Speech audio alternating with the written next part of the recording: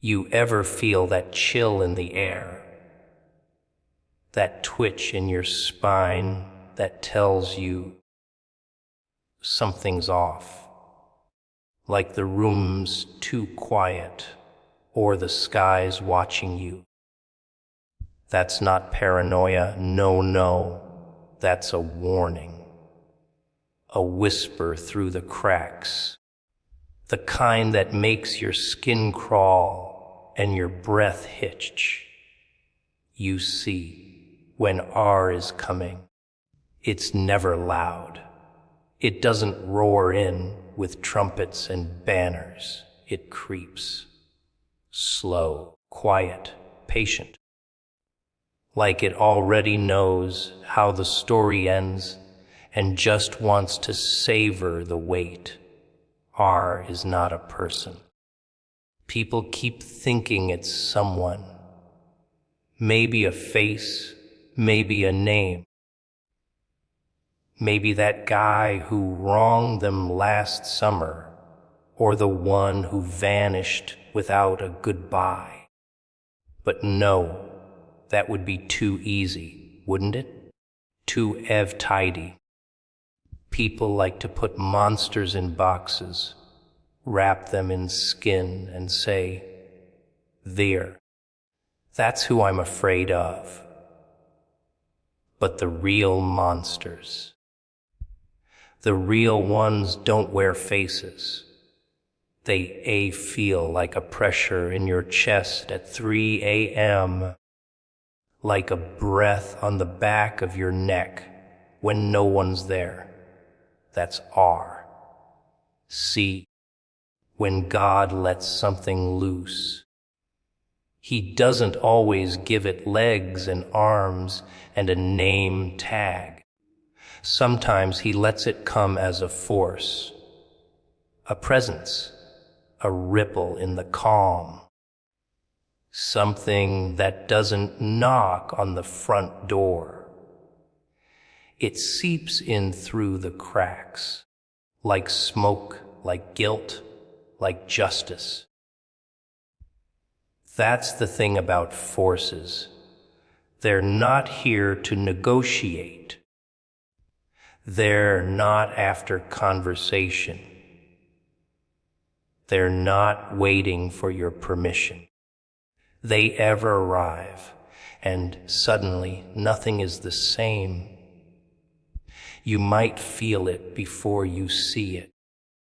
That slow pull in your gut, that itch in your thoughts you can't quite scratch.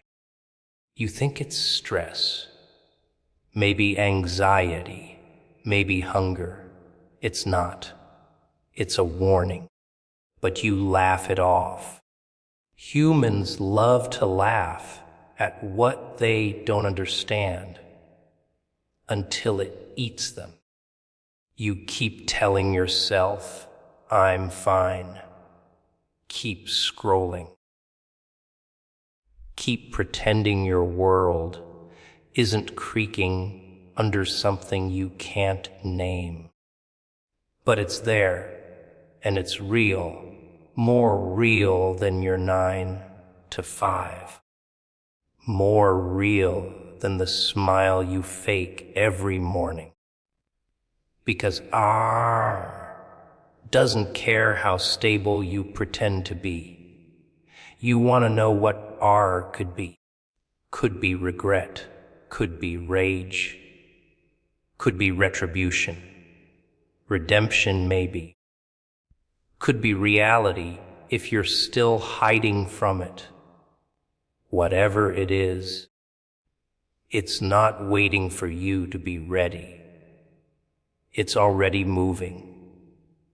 Through your missed calls, your silent inbox, your ignored instincts, that friend you cut off without a reason, that promise you broke, that mask you've worn so long you forgot your own face. R doesn't forget. And God, He doesn't send things for fun. No fireworks. no applause. Just a shift in the wind, and if you're not paying attention, it blows your whole house down. People love to say, "I'll change when the time is right." Oh, how poetic. But R doesn't wait for your poetic timing.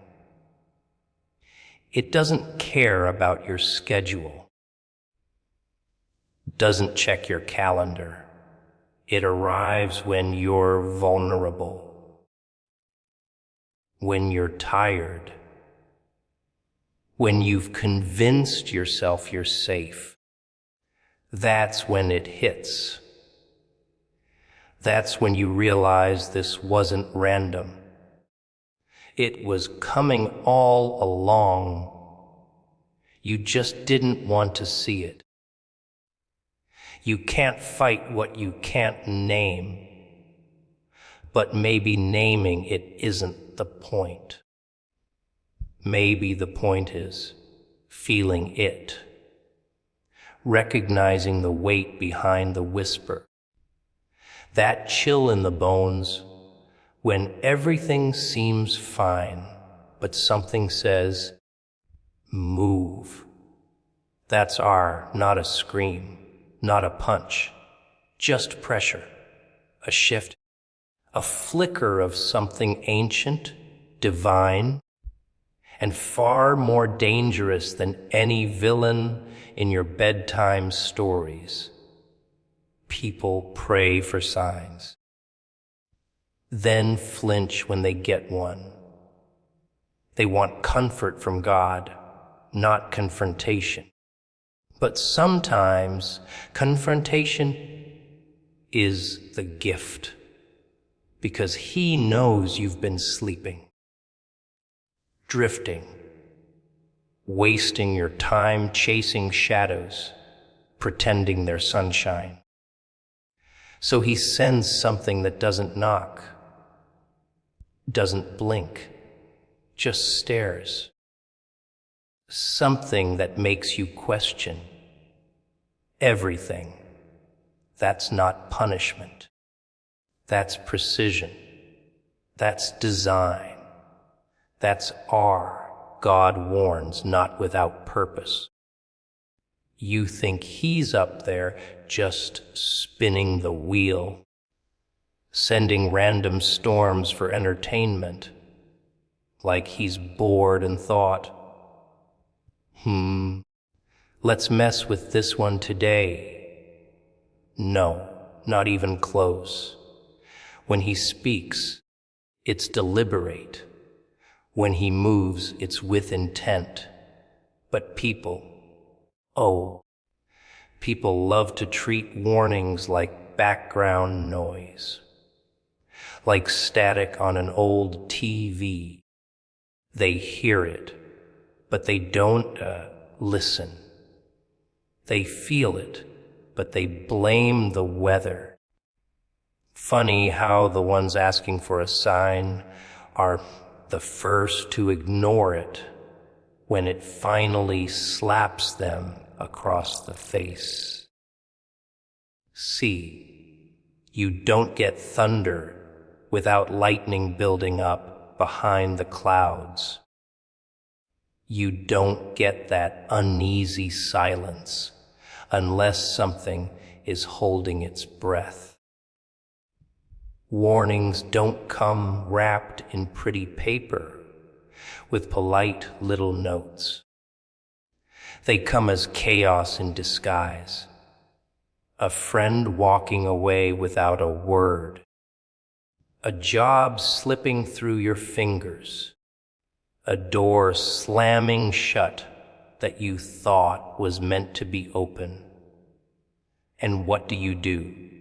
You curse the sky. You scream, "Why me?" You never think maybe, just maybe, this is the answer you begged for. People want blessings, not blueprints. They want the finish line without the fire. But God doesn't work like that. No, no, no. He sends smoke before the flame. He gives you chills before the avalanche. But only the alert catch it. Only the ones who feel the shift instead of silencing it. The rest, they keep sleeping. Keep dancing in circles while the floor beneath them starts to crack. And when it finally caves, they act surprised, as if the signs weren't glowing red from the start. You know what the real joke is. Warnings never scream, they whisper. That quiet voice in your head saying, "Don't trust them." That dream that leaves you breathless. That moment you hesitate before stepping into something that felt off. But you went anyway, because you needed proof. Proof that pain was coming. Proof that God meant what he said. And oh, you got your proof, didn't you? Humans are funny creatures. You hand them comfort, and they cling. You hand them a warning, and they question the source. Maybe it's just anxiety. Maybe I'm overthinking. Maybe it's nothing. But that nothing grows teeth. That nothing becomes a lesson. And when it bites, you'll remember the voice that told you to run. You'll remember the moment you brushed it off because it didn't fit your narrative. See, God doesn't send warnings to scare you. That's not his game. He sends them to prepare you, to shake you before the ground does.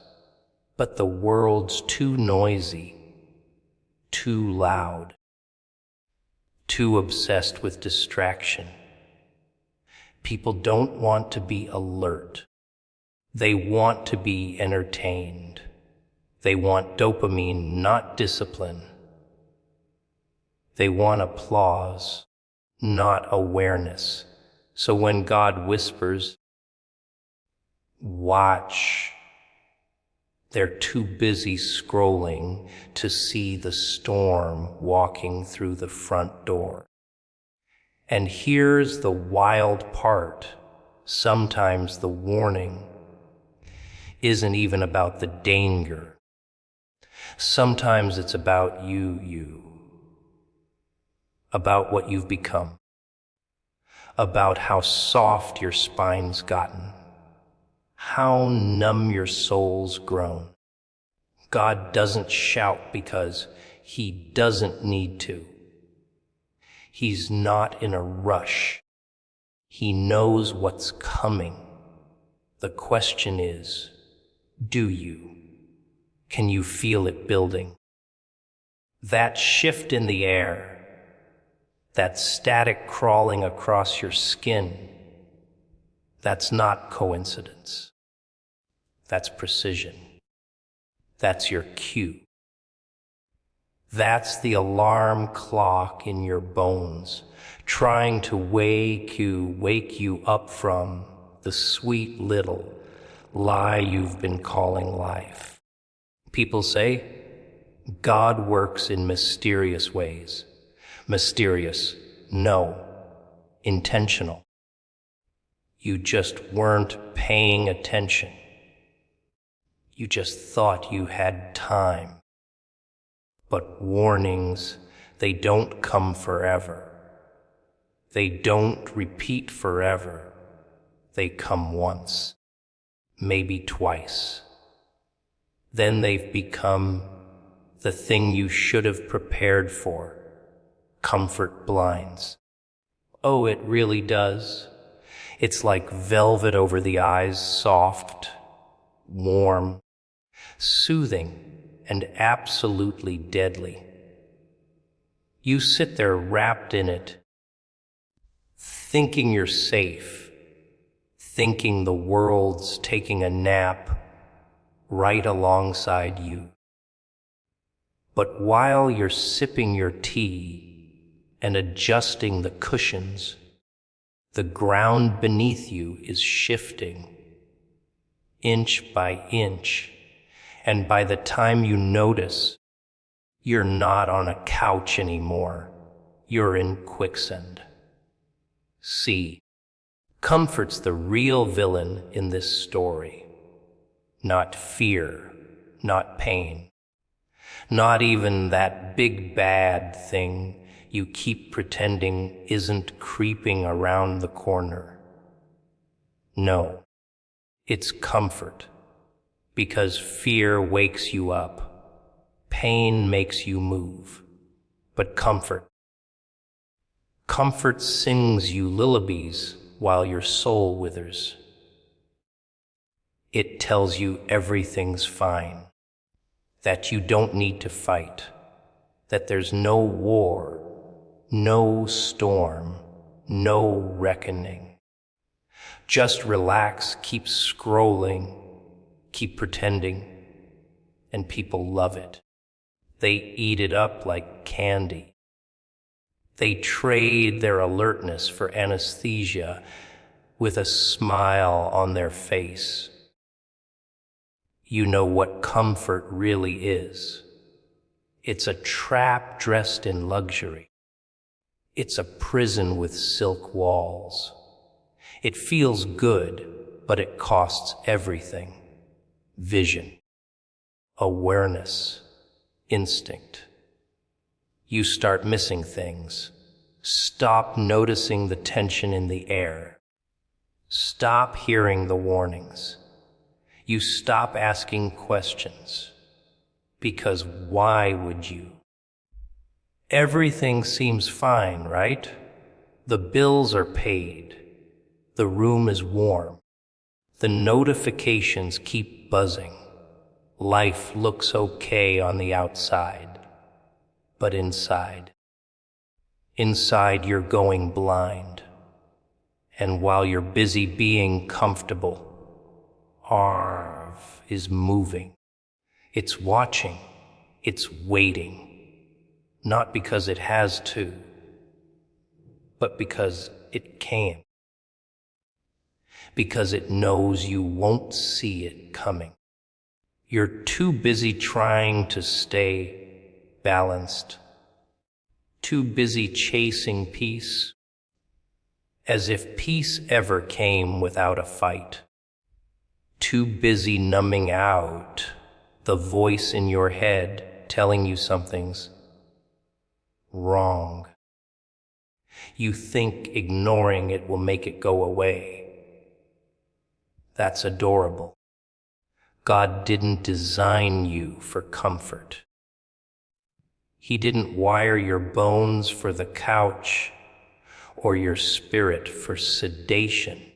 He built you for battle, for storms, for moments that demand fire in your lungs and steel in your spine. But somewhere along the way, you traded that for convenience. You traded war paint for skincare routines, traded instinct for routine.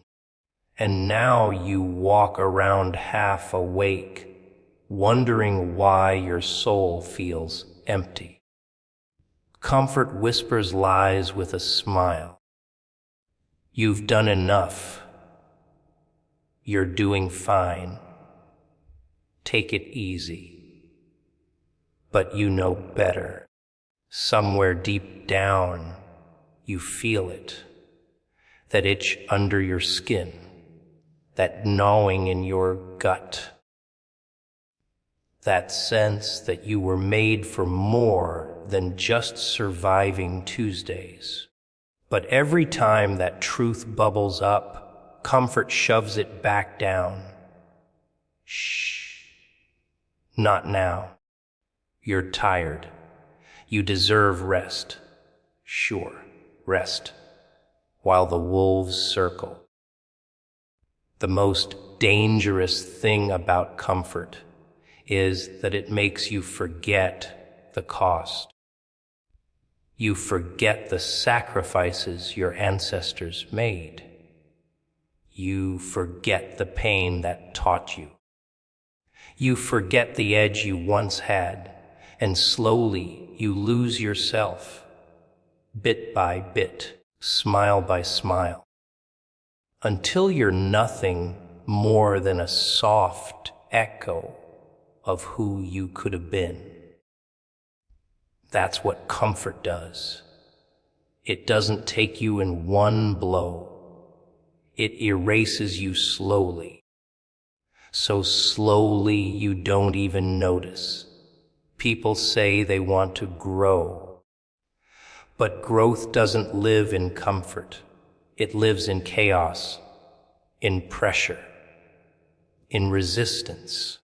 You can't sharpen a blade with pillows. You need friction, fire, force. But that's messy. That's uncomfortable. And comfort, oh, it hates messy.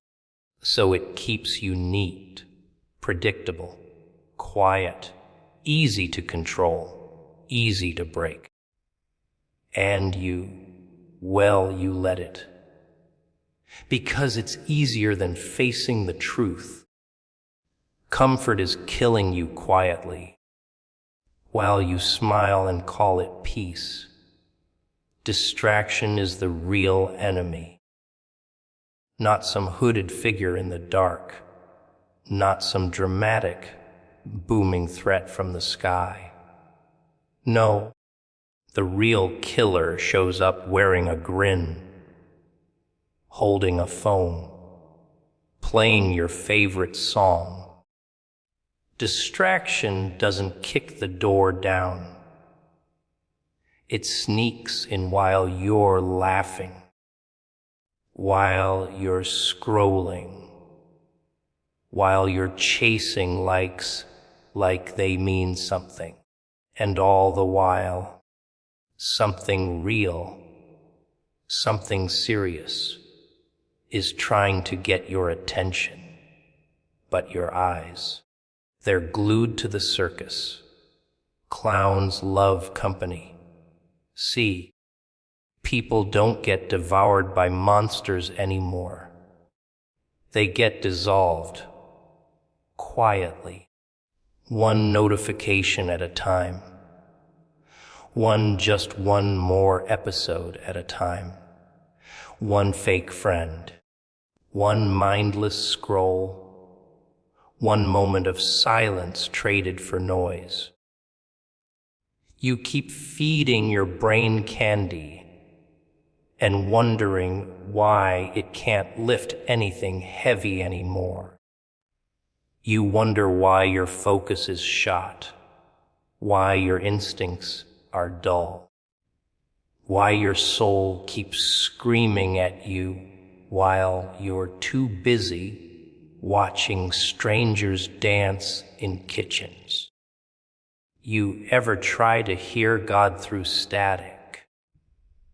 Try to feel the shift in the air when you're surrounded by 1,000 voices telling you what to buy, what to wear, who to envy, what to fear. That's not living. That's drowning in noise. That's spiritual sedation. Distraction doesn't just take your time. It takes your sight. And the worst part, you think you're in control. You think you're choosing this. You think every swipe, every binge, every fake smile is just harmless fun. But there's nothing harmless about being unaware, when the walls start cracking. They've built the perfect trap, haven't they? Keep you entertained, keep you stimulated, keep you addicted to the dopamine hits, so you never stop long enough to ask real questions, like why you're still stuck, why you're still tired, why you feel like something's wrong, even when everything looks fine, because it's not fine. But distraction doesn't let you feel that. It numbs it. It buries the signal in the noise. And you keep dancing while the floor disappears. You think R is going to send you an email. You think God's going to shout over the sound of your playlist. No, the warning was quiet, subtle, like a flicker in your chest, a weight in your gut. But you were too busy checking your phone, too busy convincing yourself that you'd do something soon. But soon is a liar. Soon never shows up, only now matters. But distraction keeps you living everywhere. But now, you know how predators hunt. They don't just attack. They wait. They let the herd get comfortable. Let them look the other way. That's when they strike. And R is patient. It doesn't need to rush, because it knows you're not watching. You're too busy chasing digital ghosts, trying to impress people who wouldn't notice if you vanished. You think you're invisible to the danger just because you're invisible to the crowd. Distraction is a drug, and you're hooked. Not because you're weak, but because the world built it that way. They don't need to chain you if they can entertain you. You think you're free. Try going one day without the noise. Try sitting in silence without twitching, without reaching for the screen. You can't, can you? That's not freedom. That's control. And while you're busy chasing pixels, something with real weight is moving behind the scenes, getting closer, watching, waiting.